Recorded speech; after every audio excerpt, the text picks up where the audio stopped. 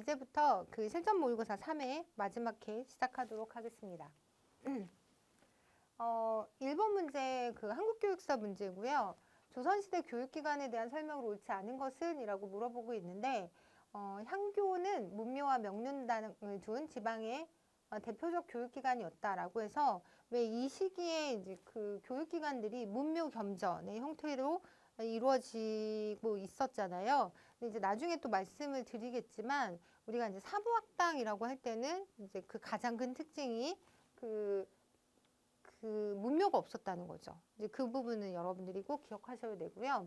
사학으로서 서원이 등장하여 발전하였다. 중앙의 사립고등교육기관으로서 12도가 등장해서 발전했다라고 되어 있는데 요거는 그 고구려 얘기인 거죠. 조선시대는 중앙의 사부에 설치된 관립교육기관으로 사학이라고 있었던 거 여러분들이 기억하시고요. 그 중앙의 사립고등교육기관으로서 이 부분은 그 12공도, 12도라고 해서 고려시대 개경에 있었던 12개 사학의 총칭, 고려시대의 사립고등교육기관으로서 문종 때부터 고려 말까지 360여 년간 고려 교육의 진흥에 크게 공헌을 했다라고 해서 이제 여러분들이 정리하실 게 여기 지금 사부학당, 사학이라고 하잖아요. 이때 그 조선시대 사학은 관립교육기관이면서 얘는 이제 사자, 1, 2, 3, 4 할 때 그 사자 때문에 사학이라고 불리는 거고요.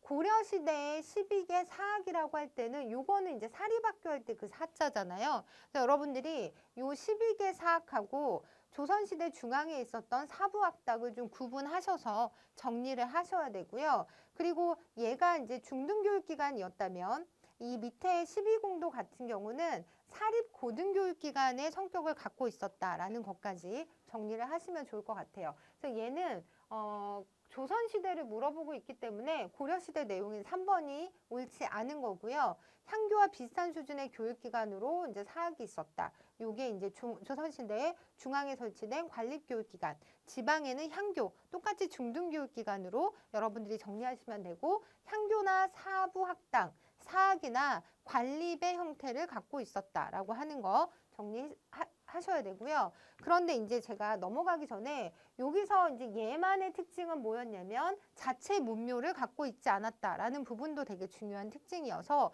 여러분들이 꼭 정리하셨으면 좋겠고요. 이번 문제로 가시면 일제강점기 교육에 대한 설명으로 옳은 것은? 이라고 해서 21년도에 한번 일제강점기 교육에 대한 문제가 나왔었잖아요. 그래서 이번에도 좀 혹시나 하는 마음에 이제 문제에 포함은 시켰는데 내용을 좀 보시면 1920년대 소학교를 국민학교로 개칭을 했다라고 했는데 소학교를 국민학교로 개칭한 건 1941년도였고요. 네. 그래서 1번은 내용이 아니고 제3차 조선교육령 시기에 조선인들의 고등교육에 대한 요구를 충족시키기 위해서 경성제국대학이라고 했는데 경성제국대학은 제2차 조선교육령이라고 기억하시면 되고요. 일제 우민화 정책에도 불구하고 제2차 조선교육령 시기에 조선인의 보통학교 재학생 수가 크게 증가하였다. 요 3번이 맞는 내용이고요. 전쟁 인력을 확보하고자 제1차 조선교육령 시기에 요게 아니라 전시준비 교육을 실시한 건 제4차 조선교육령 시기다 라고 정리를 문제를 통해서 좀 해보시고요.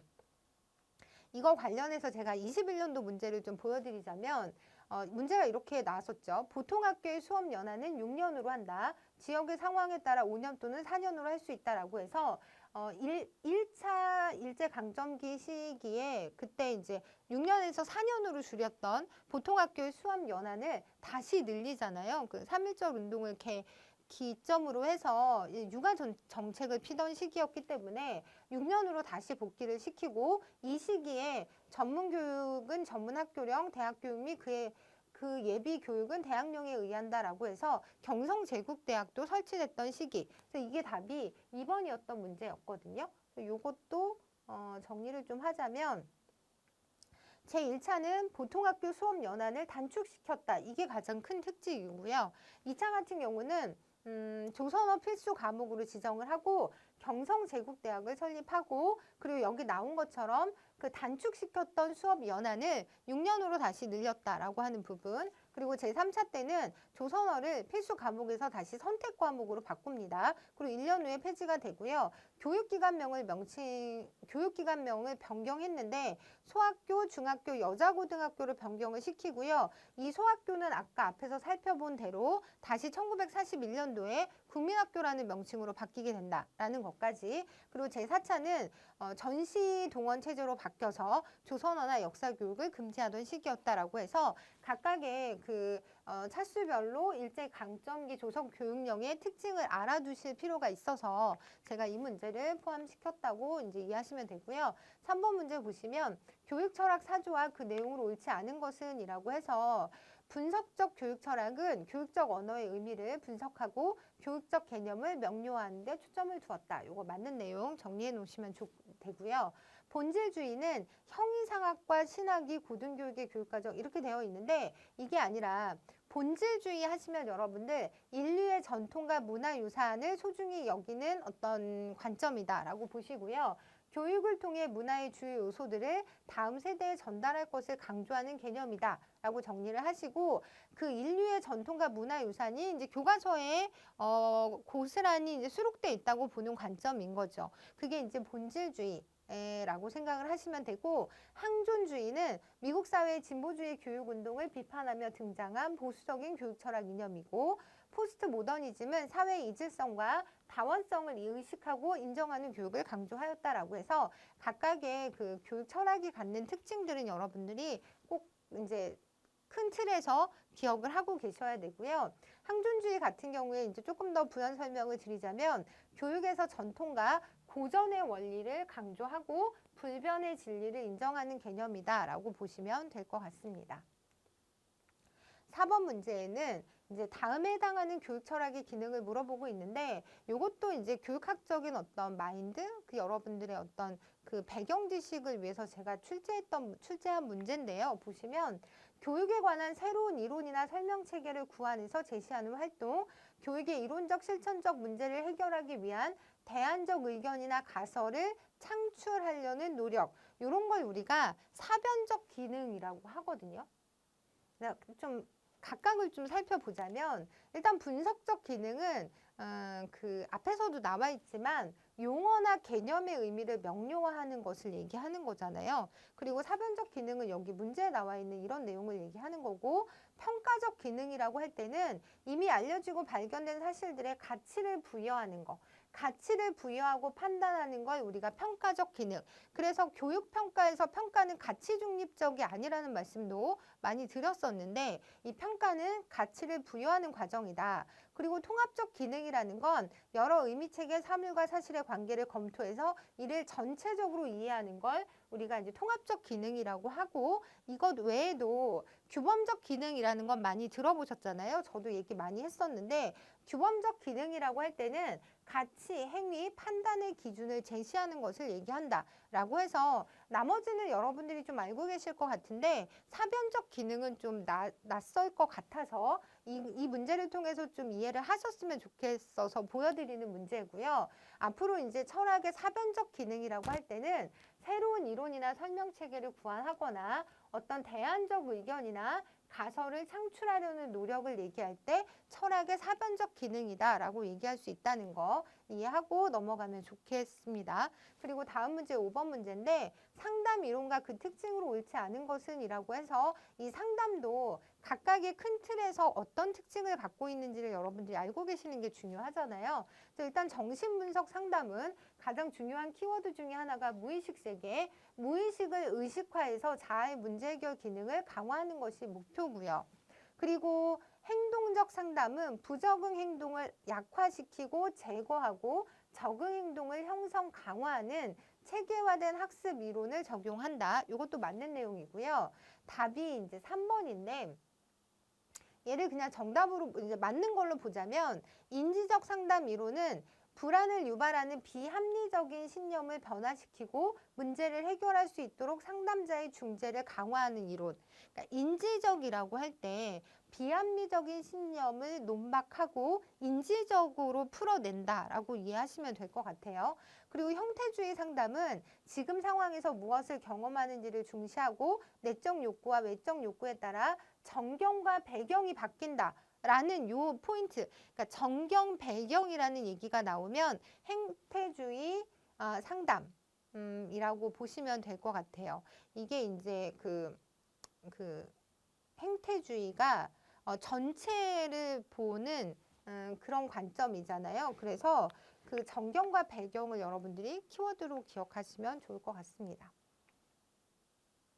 게슈탈트 상담이라는 표현을 쓰기도 하죠. 그리고 6번 문제 보시면 2022년 개정 고시된 학교 교육과정의 편성 운영에 대한 설명으로 틀린 것은, 이것도 제가 그 교육과정 그 전문 안에서 지난번에 문제가 나왔었잖아요. 근데 그렇게 문제가 나오면서 단어를 이렇게 지워서 내버리니까 여러분들이 그걸 읽어보셨다고 하더라도 기억이 안 될 것 같아서 최대한 이제 그 개정 안에 들어있는 내용을 가져다가 문제를 좀 만들려고 노력을 했는데, 보시면 틀린 것은 일단은 2번이에요.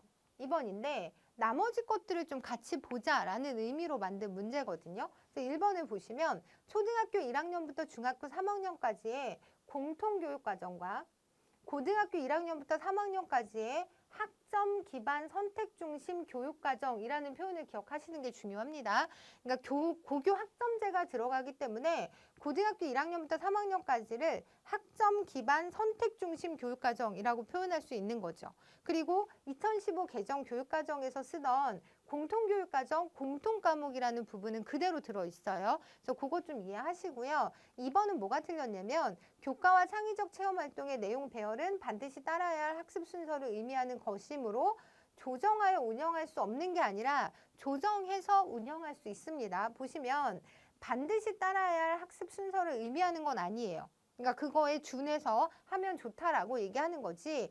그렇기 때문에 학생의 관심과 요구, 학교의 실정과 교사의 필요, 계절 및 지역의 특성 등에 따라 각 교과목의 학년 군별 목표 달성을 위해 지도 내용의 순서와 비중, 교과 내 또는 교과 간 연계 지도 방법 등을 조정해서 운영할 수 있다라고 하는 부분을 기억하시면 좋고요. 그래서 이제 문제를 막 자꾸 내려다 보니까 이렇게 할 수 있다를 할 수 없다로 바꾸는 경우도 되게 많잖아요. 근데 이런 거 같은 경우는 여러분들이 읽어보다가도 이번은 좀 자연스럽지 않은데? 라고 찾아낼 수 있었을 거라고 생각을 하고요. 3번 문제 같은 경우는 학년 간 상호 연계와 협력을 통해 학교 교육과정을 유연하게 편성 운영할 수 있도록 학년군을 설정한다. 학년군, 교과군 이런 걸 설정한다라고 이해를 하시면 되고요. 그 다음에 고등학교 교과는 보통 교과와 전문 교과로 구분을 하고요. 전문 교과라는 개념이 좀 새롭게 등장을 합니다. 그리고 학생들의 기초 소양 함양과 기본 학력을 보장하기 위해서 보통 교과에 기존의 2015년 교육과정에서도 공통과목이라는 개념이 나오잖아요. 이 공통과목은 공통과목은 그대로 있는 거죠. 그래서 이 공통과목을 개설해서 모든 학생이 이수하도록 하는데 요거 외에 전문교과라고 하는 것이 있다라고 하는 걸 여러분들이 좀 눈에 익혀두시면 좋을 것 같아서 보여드렸고요. 7번은 다음 설명에 해당하는 교수학습 모형은 이라고 해서 요거는 여러분들이 독해교육 이렇게 나오면 상부적 교수를 좀 선택하셨으면 좋겠어서 보여드린 문제예요. 보시면 상부적 교수나 뭐 상황적 수업이나 인지적 도제, 문제중심 학습이 모두 구성주의적 학습 방법인 거잖아요. 그래서 요렇게 나올 때 일단 인지적 도제라고 하면 여러분들이 전문가라는 키워드가 나와야 하고, 문제중심이나 뭐 상황적 수업이나 상부적 교수가 아주 크게 구별되는 내용은 아니고 전체 구성주의 학습 방법 안에 이제 묶이는 거기 때문에 공통점들을 되게 많이 갖고 있단 말이에요. 그런데 그 중에서 독해 교육의 성과를 얻는데 유용한 것이다라고 하면 일단 상부적 교수를 여러분들이 선택하시면 좋고요. 그리고 학생들의 읽기와 듣기 이해력 향상을 위한 4가지 핵심 전략 이렇게 들어가면 상부적 교수에 관한 내용이다 라고 정리를 하시고요. 요약, 질문, 명료와 예언 등을 제시하였다. 이것도 한번 참고로 보시면 좋을 것 같습니다. 요약, 질문, 명료와 예언 등을 핵심 전략으로 제시한 거. 그게 상부적 교수 모형에 대한 얘기고요. 뭐 상황적 수업이라고 할 때는 우리가 학습의 전이를 일으키기 위해서 이제 수업을 이제 설계하는 것이다라고 이해를 하시고, 인지적 도제학습 같은 경우는 전문가의 어떤 시연을 보고 그걸 이제 따라하는 거잖아요. 이제 그런 과정이 들어가고, 문제중심 학습도 전에 출제가 됐던 문제인데 뭐 의예과에서 처음 시작된 것으로서 이 문제가 비구조화된 형태로 제시가 된다라고 하는 특징적인 부분을 기억하시면 좋을 것 같습니다. 8번 문제는 교수 설계 모형을 제시한 학자와 그에 대한 설명으로 옳은 것은 이라고 해서, 이 문제도 저번에 한번 냈던 문제예요. 근데 저는 여러분들이 이제 메릴이나 라이겔로스 우리 많이 안 했었잖아요. 그러니까 이런 분들의 그 어떤 전체 그 이론들을 자꾸 눈으로 보고 익히라는 의도에서 이 문제를 출제한 건데, 일단 1번 보시면 켈러 학습자의 내적 학습 과정을 유발하기 위한 외적 상황을 9가지로 제시한 거, 이거 2개가 바뀐 거예요. 그래서 여기에 간해가 들어가야 되고요. 간해를 얘기한 이 부분은 학습 동기를 유발하고 유지하기 위해 가장 중요한 변인들을 주의, 관련성, 자신감, 만족감으로 세분화해서 동기 설계의 전략을 제공한 건 켈러라고 보시면 되죠. 그래서 ARCS 이론이라고 해서 우리 많이 다뤄봤던 내용이고요. 그리고 이제 여기서는 옳은 것인데 답은 2번이에요. 메릴이라고 하는 사람이 복잡한 학습 내용을 수행 내용 매트릭스에 따라 유형별로 나누고 그에 기초해서 교수 전략을 개발했다라고 하는 내용을 좀 기억하시고요. 그래서 우리 메릴의 내용 요소 제시 이론이라고 하거든요. 내용 요소 제시 이론이라고 해서 복잡한 학습 내용을 수행 내용 매트릭스에 따라서 유형별로 나눈 다음에 그에 기초해서 교수 전략을 개발한 걸 메릴의 내용 요소 제시 이론이라고 한다라고 일단 정리를 하시고요. 이게 이제 나중에 라이겔로스의 수업 정교화 이론으로 넘어가요. 근데 어쨌든 이게 교수자 주도로 교수자 중심의 어떤 학습 방법이잖아요. 그렇기 때문에 3번이 틀린 이유가 인지과학적 구성주의를 기반으로 한 수행 역량 중심 모형이 아닌 거죠. 구성주의가 여기 들어가면 안 되는 거기 때문에, 그래서 3번이 틀렸다라고 잡아내셔도 좋았을 문제였는데, 우리는 더 나아가서 메릴의 내용 요소 제시 이론을 발전시킨 게 라이겔루스의 수업 정교화 이론이다 정도의 어떤 타이틀은 갖고 가자는 거죠. 그래서 라이겔루스의 수업 정교화 이론, 이것도 역시 교수자가 중심이 되어 수업하는 학습이 이루어지는 과정이다라고 이해하시면 될 것 같아요. 구성주의적 관점이 아니다라고 정리를 하시고요. 라이겔루스의 정교화 이론, 이런 것들을 여러분들이 일단은 그 학자와 그 이론의 제목을 좀 기억하셨으면 좋겠는 마음에서 제가 지금 자주 설명을 드리고 있는 내용으로 보시면 되고요. 그리고 9번 문제 넘어가면 제가 계산 문제 하나씩은 꼭 넣는다고 말씀을 드렸잖아요. 그래서 이거는 계산 문제라기보다는 이제 정규 분포를 여러분들이 얼마나 이해하고 있는가와 관련된 문제인데, 이것도 내용은 되게 쉬워요. 뭐냐면 요 정규 분포 표를 여러분들이 자꾸 보시면서 좀 기억을 하시는 게 중요한데, 이게 뭐냐면 평균을 중심으로 1표준 편차 지점이 84.13%라는 거죠. 그래서 이걸 해석할 때 지능검사가 평균이 100이면 여기가 100인 거예요. 여기가 100이고 표준 편차가 15라는 건 1표준 편차니까 여기가 115라는 거죠. 그리고 여기가 85. 우리 지능검사 보면 거의 이제 평균이 100이라고 봤을 때 84.13% 지점이 IQ 115에 달하는 부분이고요. 만약에 여러분들 IQ가 130이라고 하면 이 표준 편차에 해당되니까 상위 한 97% 정도인가, 상위 3% 정도의 IQ를 갖고 계신다라고 보시면 되는 거죠. 그래서 이 정규 분포를 가지고 요 1표준 편차가 34% 정도가 된다 정도는 여러분들이 알고 계셨으면 좋겠어서, 그러면 학생의 100분위 1에 가장 가까운 값이라고 했으니까 84에 관련된 요게 답인 거죠.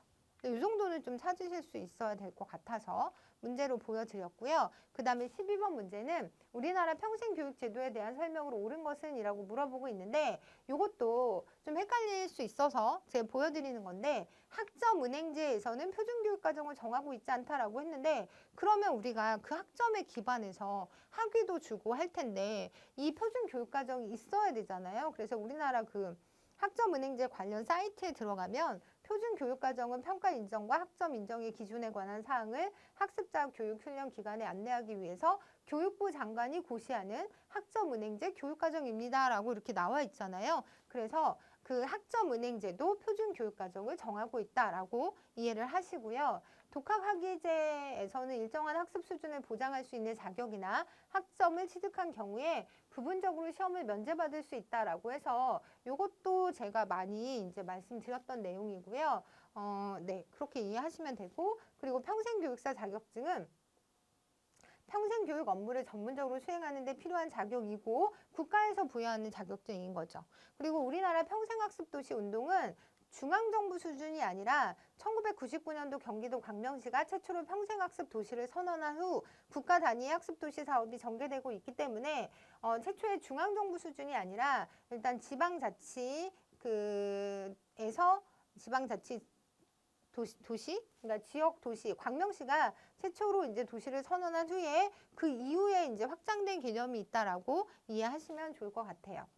그리고 11번 문제도 평생교육 문제였는데 평생교육의 이념에 해당되지 않는 것은 이라고 해서 이것도 자꾸 이런 중요한 법령들은 여러분들이 나올 때마다 저랑 같이 체크를 하시면 좋은데 우리나라 평생교육법 제4조에 보시면 평생교육의 이념에 대해서 나와 있거든요.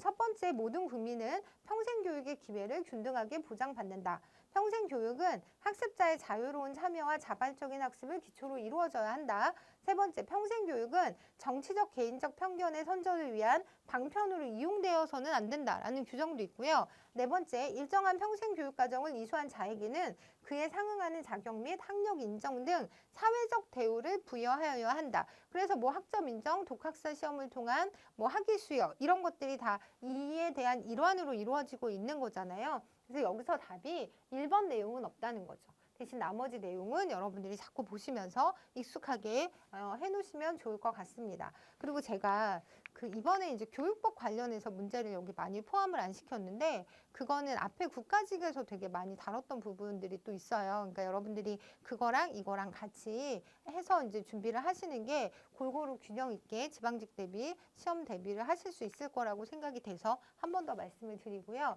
12번 문제를 보시면 성인학습 유형에 대해서 물어보고 있는데 이것도 제가 자꾸 이제 나올까봐 맷지로의 전환학습 얘기를 계속 말씀을 드리고 있는 거거든요. 근데 요거는 그냥 한번 들으면 여러분 거가 될 수 있을 것 같아서 자꾸 이제 보여드리는데 우리 시험이 보면 한두 문제가 어렵진 않지만 생소한 개념에서 나올 때가 있잖아요. 그래서 제가 그런 부분에 대한 준비를 좀 하려고 중간중간에 좀 말씀을 드리는 건데 이것도 마찬가지고요. 개인이 주변 현실을 지각하고 이해하고 느끼는 방식에 대한 극적이고 근본적인 변화에 관한 학습이다.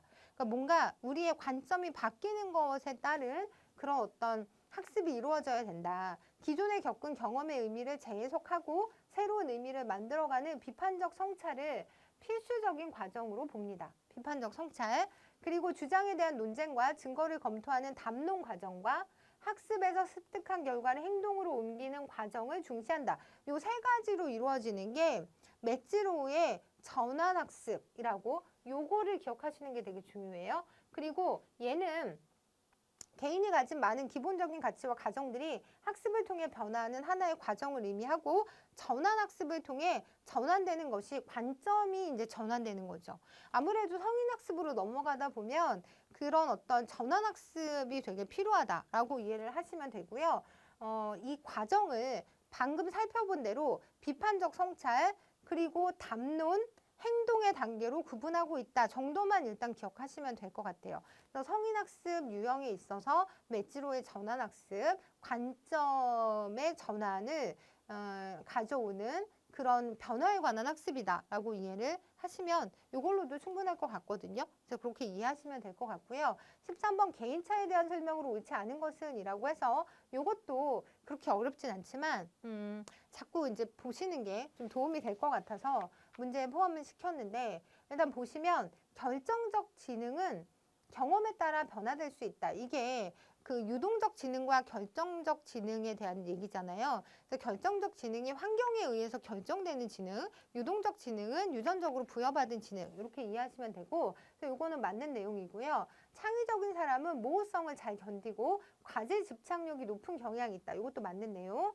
문제를 해결할 때 충동형 학습자는 속도에 주안을 두지만 숙고형 학습자는 정확성에 주안을 두겠죠. 그래서 우리 충동형 학습자와 숙고형 학습자에 대한 특징도 여러분들이 이 문제를 통해 이해를 하시고요.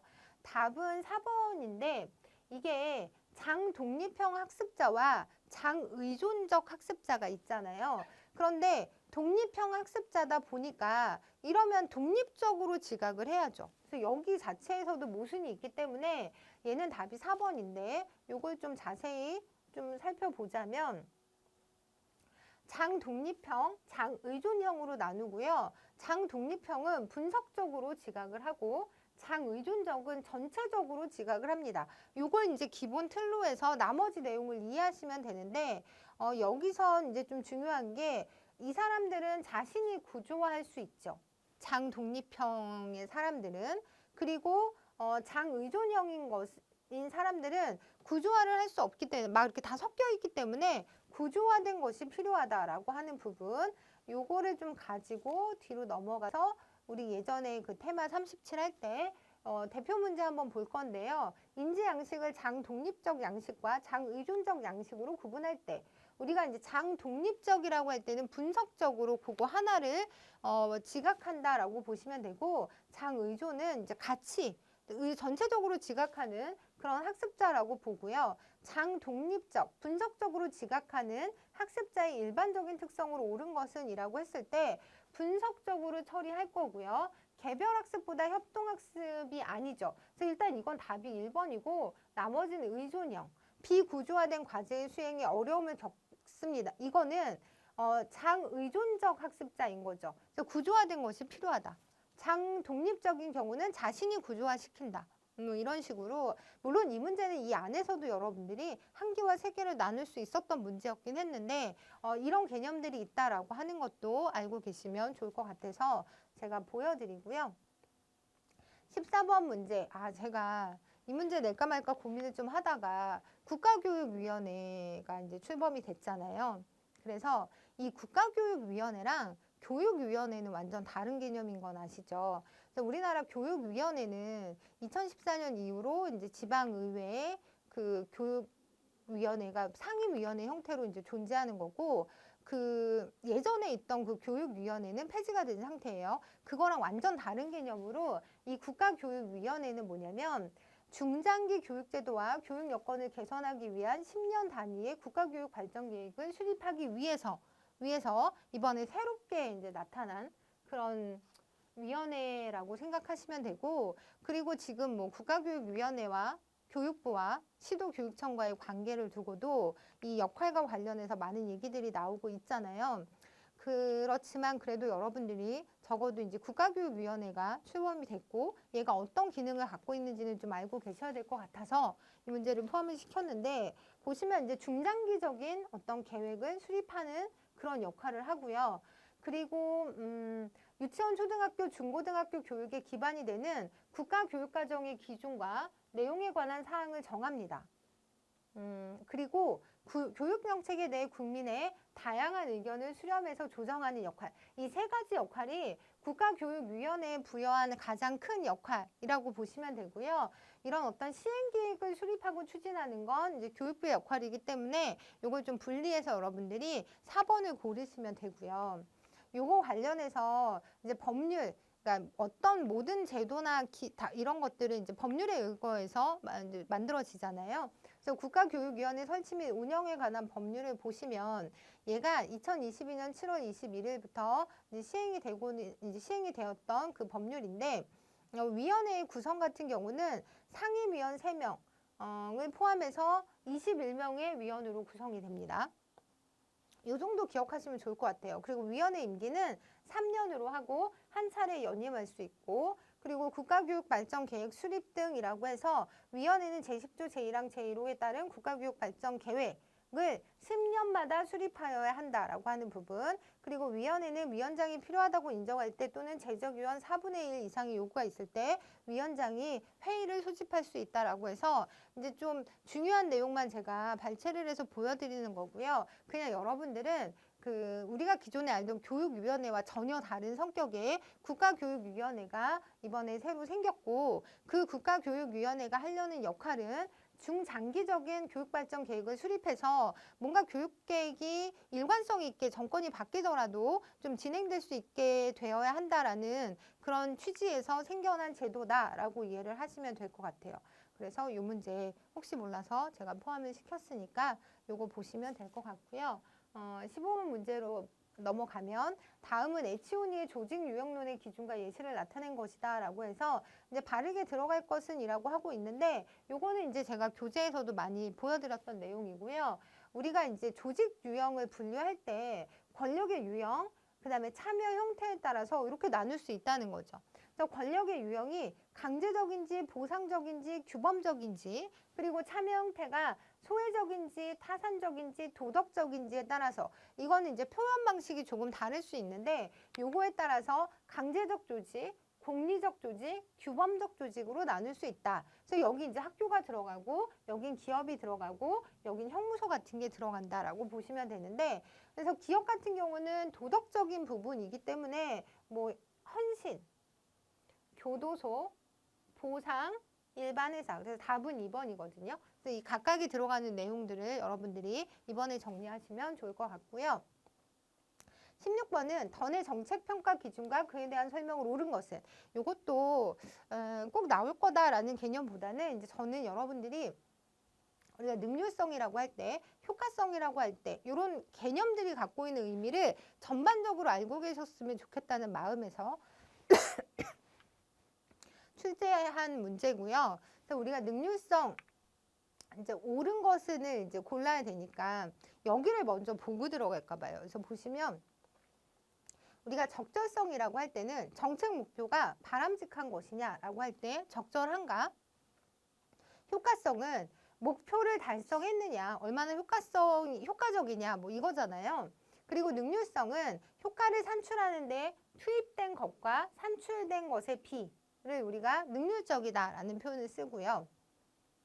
대응성은 대상 집단들의 요구, 선호, 가치를 만족시키고 있는지, 대상 집단들의 요구, 선호, 가치를 만족시키는지 여부는 대응성. 형평성은 정책 집행에 따르는 비용과 편익이 여러 집단에 평등하게 배분된 정도. 그리고 적정성이라고 해서 정책 목표의 달성이 문제 해결에 공헌했는가, 뭐 이런 얘기를 가지고 이렇게 나눌 수 있거든요. 그래서 우리 문제를 다시 보시면 정책의 목표를 얼마나 달성했느냐, 이게 효과성인 거잖아요. 그리고 정책 목표를 달성하기 위해서 투입한 노력의 정도를 평가하는 게 능률성.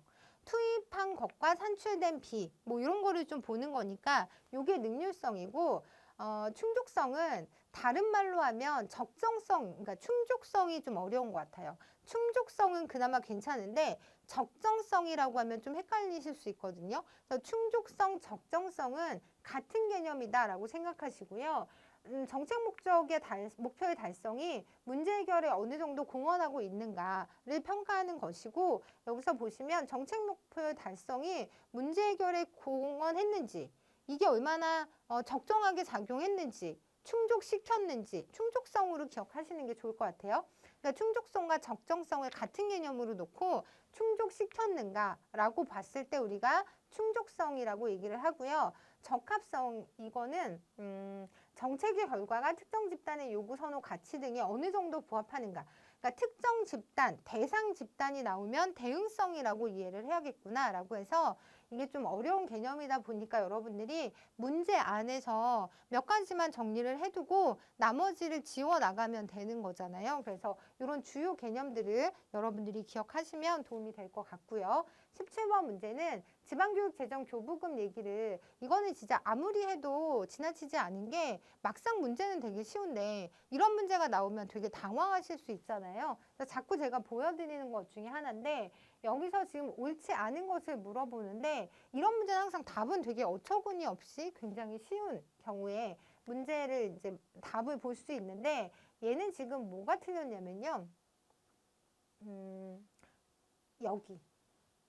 교육부 장관은 특별 교부금이 아니죠. 보통 교부금을 기준재정, 여기는 맞아요. 기준 재정 수입액이 기준 재정 수요액에 미달하는 지방자치단체의 총액으로 교부하는 게 보통 교부금. 특별 교부금은 용도가 정해져 있는 거잖아요. 그래서 답은 일단 3번이고 나머지는 다 맞기 때문에 여러분들이 기억을 하셔야 되는데 지방교육 재정 교부금의 목적은 지방자치단체가 교육기관 및 교육행정기관을 설치 경영함에 필요한 재원의 전부 또는 일부를 국가가 교부해서 교육의 균형 있는 발전을 도모하려는 목적으로 이제 있는 거고요. 국가가 지방자치단체에 교부하는 교부금은 보통 교부금하고 특별 교부금으로 나뉘고 이 3번에서 얘기하는 거 이거는 총액으로 교부하는 건 보통 교부금이다 라고 보시면 되고 교육부 장관은 특별광역시 도 및 특별자치도의 교육행정기관의 장이 교부된 특별 교부금을 2년 이상 사용하지 않는 경우에 그 반환을 명할 수 있다라고 해서 이 부분은 여러분들이 정리를 하시고요. 이것도 한번 중요하니까 다시 한번 보자면 내국세 총액의 20.79% 정도예요. 이걸 가지고 100분의 97을 떼고 100분의 3을 떼서 특별 교부금을 만들고요. 100분의 97은 보통 교부금을 얘랑 합쳐서 마련을 하는 거죠. 교육세 세입액에서 유아교육지원특별회계법에서 정하는 금액을 제외한 금액을 합쳐요. 그래서 보통 교부금이 나오면 기준 재정 수입액이 기준 재정 수요액, 그러니까 앞으로 나갈 금액이 있는데 들어올 금액하고 이렇게 비춰서 차이가 있을 거 아니에요. 그럴 때 이제 그 금액에 대해서 그 부족한 금액을 기준으로 해서 보통 교부금을 총액으로 교부한다라고 기억을 하시면 되고 뭐 특별 교부금은 여기 보시는 것처럼 특별한 어떤 수요 때문에 교부하는 경우에 특별 교부금을 쓰고 2년 이상 사용하지 않을 때는 뭐 앞에서 살펴본 것처럼 그럴 수 있다라고 보시면 될 것 같아요. 그리고 나서 18번 문제로 넘어갈 건데 브리지즈의 참여적 의사결정 모형. 우리 그때 참여적 의사결정 모형이 시험 문제 한번 출제된 적이 있잖아요. 그래서 이제 그거에 대해서 혹시 몰라서 제가 이것도 나온 적이 있는 문제는 아니에요. 나온 적은 없었으나 뭐 7급 교육 공무원 교육행정직이나 교사 임용 문제에서는 몇 번 나왔던 부분이어서 제가 포함을 시켰는데 이것도 내용 자체는 그렇게 어렵진 않거든요. 그래서 보시면 참여적 의사결정 모형에 대한 설명을 옳지 않은 것은 이라고 해서 얘는 지금 처음 나오는 내용이니까 밑에 내용을 좀 보시면 브리지즈는 조직 구성원들이 의사결정의 수용 영역 범위 안에 있느냐 밖에 있느냐에 따라서 참여 여부를 검토해야 한다고 했습니다. 그래서 수용 영역 안에 있는지 밖에 있는지 뭐 이런 얘기인데 그래서 이때 수용 영역이 뭐냐면 구성원이 상급자의 어떤 의사결정에 대해서도 의심 없이 기꺼이 받아들이는 영역이잖아요. 그럼 의심 없이 기꺼이 받아들이는 영역에 구성원들이 있는 경우에는 의사결정 모형에 이들을 참여시키는 것이 효과적이지 않겠죠. 왜냐하면 이미 기꺼이 받아들이겠다고 하는 사람들인 거잖아요. 그러니까 이런 사람들은 이런 어떤 의사결정 모형에 참여시켰을 때 어떤 실효성이 하나도 없는 거죠.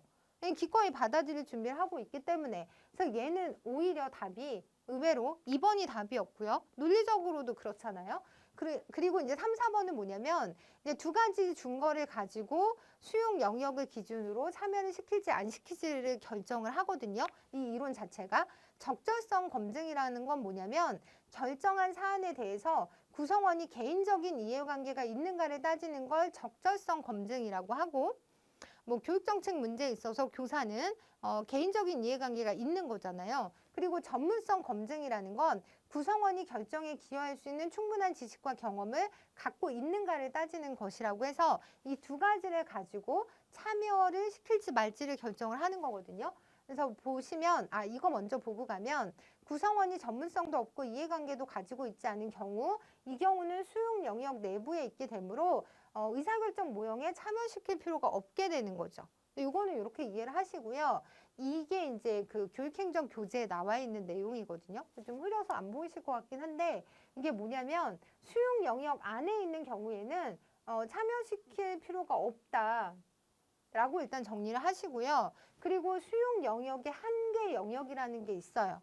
그러니까 그 수용 영역 안에는 없고 그 한계 영역에 들어있는 경우인데 이게 수용 영역 밖에 있는 경우에는 상황 첫 번째를 보시면 개인적 이해관계가 있고 전문성이 검증돼서 기여 가능성이 있는 경우에는 참여를 자주 시키는 것이 되게 효과적이겠죠. 그리고 이 한계 영역은 뭐냐면 적절성 검증이라고 해서 개인적 이해관계는 있는데 전문성은 없는 거예요. 기여 가능성은 없어요. 그럼 이럴 때는 때때로 참여시키는 게 도움이 될 수 있다. 반대로 개인적 이해관계는 없는데 전문성은 또 있는 거예요. 기여 가능성은 있을 때도 역시 때때로 참여시키는 게 도움이 될 거다라고 해서 이렇게 접근하는 게 그 수용 영역에 따른 의사결정 과정의 참여 형태라고 하는 건데 이걸 여러분들이 뭐 다 기억하고 외울 필요는 없고요. 일단은 우리가 수용 영역에 들어있다고 할 때는 의사결정 모형 그 과정에 참여시킬 필요가 없다라고 하는 점 하고 그리고 이해관계나 전문성하고 관련해서 이 수용 영역 밖에 있는 경우면서 이해관계도 있고 전문성도 있는 경우에는 참여를 자주 시키는 게 당연히 도움이 될 거고 둘 중에 하나만 있는 어떤 한계 영역에 있는 경우에는 때때로 참여시키는 것이 뭔가 문제 해결이나 합의 및 저항을 극소화시키는데 이해관계가 있을 경우에는 전문성이 없다라도 참여시키는 게 저항을 극소화시키는 데 도움이 된다라는 식으로 이해를 하시면 좋을 것 같아서 네, 보여드리는 거고요. 19번 문제로 넘어가도록 하겠습니다. 19번 문제는 학교 운영위원회에 대한 설명을 옳은 것은 이라고 해서 이제 앞에 거랑 조금 겹치면서 다른 형태인데요. 국공립학교의 장은 학교 운영위원회의 당연직 위원이다. 국공립 및 사립학교 학교 운영위원회는 학교 헌장과 학칙은 이거는 좀 나뉜다 그랬죠. 그러니까 학교 헌장과 학칙의 경우에만 국공립은 심의지만 그 사립학교 학교 운영위원회는 자문으로 바뀐다라고 하는 거 요거 구분해서 기억하자고 말씀드렸고요. 나머지 이것 빼고 다는 심의한다라고 보시면 될 것 같고 교육감은 학교 운영의 위원회 자질과 직무 수행 능력의 향상을 위한 연수를 실시할 수 있다. 그래서 이게 답이에요. 이런 규정이 이제 법 조항에 나와 있고요. 지역위원은 교원위원회 추천을 받아 학교의 장이 임명한다라고 했는데 이 부분은 틀린 내용이어서 교원위원회 추천을 받는 그러니까 학교의 장 그러니까 지역위원이라고 할 때는 학부모위원과 교원위원회 추천을 받아서 이제 이루어지는 거 앞에서 우리가 전체 과정을 봤으니까 그 내용을 가지고 문제를 풀면 될 것 같고요. 그래서 이 문제는 3번이 답이었던 문제였습니다. 그리고 20번 문제 보시면 지방교육 자치에 관한 법률상 지방교육자치대에 대한 설명을 옳은 것은 이라고 물어보고 있는데 1번 보시면 지방자치단체의 교육과학, 기술, 체육, 그 밖의 학예에 관한 사무는 특별시, 광역시 및 도시군구의 사무로 한다. 이게 뭐냐면 우리는 지방자치단체 자체는 시도, 군, 구까지 이제 다 확장되어 있지만 교육에 관련한 지방교육 자치는 이 광역권에서만 가능한 거죠. 그러니까 특별시, 광역시, 도까지만 교육자치가 이루어지고 있다라는 부분을 여러분들이 기억하셔야 돼서 이 부분이 있으면 안 되기 때문에 1번은 틀린 내용이고요. 그리고 정당은 교육감 선거에 후보자 추천할 수 없고요. 특별시, 광역시 및 도의 교육학예 요건 거죠. 요렇게만 교육자치가 이루어지고 있다. 기초자치까지는 내려가지 않는다라고 하는 부분 정리해서 기억하시고요. 교육학예에 관한 경비를 따로 격리하기 위해서 당의 지방자치단체의 교육비 특별회계 요거 앞에 제가 9까지 그 모의고사 할 때 설명 많이 드렸었는데 교육비 특별회계 지방자치단체의 교육비 특별회계를 둔다라고 하는 거 꼭 기억하자고 말씀드렸고요. 교육위원회는 법령 또는 조례의 범위 안에서 그 권한에 속하는 교육규칙 이것도 아니어서 답은 3번이고요. 교육규칙을 제정할 수 있는 거는 교육감의 권한이다라고 이해를 하시면 될 것 같습니다. 이렇게 해서 제가 요거 설명 마저 드리면 지방교육 자치에 관한 법률 제2조를 보시면 지방자치단체의 교육과학, 기술, 체육, 그 밖의 학예에 관한 사무는 특별시, 광역시 및 도의 사무로 한다. 그러니까 광역권에만 해당이 된다라고 하는 내용이 있어요. 그래서 이 부분은 무슨 얘기냐면 기초자치단체까지는 지방자치가 이루어지고 있지 않다. 라고 하는 것이 우리나라의 교육 자체의 특징이다라고 이해하시면 될 것 같습니다. 그래서 제가 여기까지 지금 모의고사 3회 설명 다 드렸는데 제 마지막으로 말씀드리고 싶은 건 여러분 저 그 테마별 기출보기 갖고 계시잖아요. 그러면 시험 보기 지금 약 한 달 정도 남아있는 상황에서 전 여러분들이 목차를 좀 많이 활용하셨으면 좋겠어요. 그래서 목차에 보면 제가 학자 이름하고 그리고 각 테마별 중요하게 여러분들이 기억해야 하는 거, 예를 들어 뭐 보을비의 애착 형성 이론이라든가 또는 그 행동주의 학습 이론에 고전적, 조작적, 사회인지 학습 이론을 묶어놨다거나 이런 식으로 목차로 되게 많이 신경을 썼거든요. 그래서 여러분들이 목차를 보시면서 아, 내용이 이해가 안 된다 그러면 그 해당 부분만 또 보시면서 정리해 나가시면 되는 거잖아요. 그래서 부디 시험 잘 보시고 시험 끝나고 저는 기출문제 해설 강의에서 다시 찾아뵙도록 하겠습니다. 감사합니다.